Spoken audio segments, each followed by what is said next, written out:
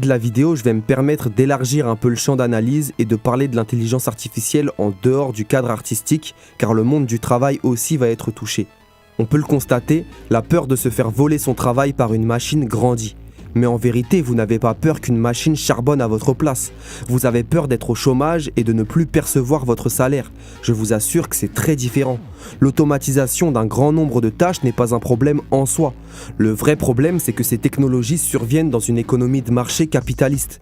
Dans ce contexte, les entreprises se servent de ces innovations pour maximiser leurs profits en diminuant la masse salariale.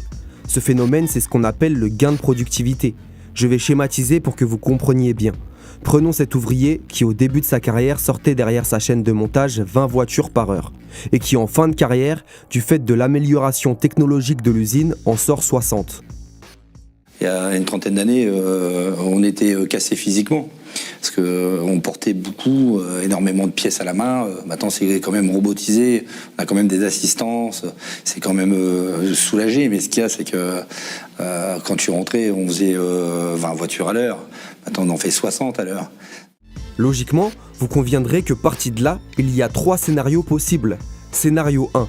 Cet ouvrier va travailler autant qu'auparavant et verra donc son salaire significativement augmenter. Scénario 2. Il travaillera significativement moins pour le même salaire. Ou, scénario 3. Il travaillera tout aussi longtemps pour le même salaire et permettra donc à son patron et aux actionnaires de sa boîte de réaliser ce qu'on appelle des gains de productivité. C'est du vol légal. C'est pour ça que ça vous scandalise, mais c'est un vol légal. On veut nous faire croire que les riches sont riches parce qu'ils sont malins, c'est de la foutaise. Les riches sont riches parce qu'ils volent.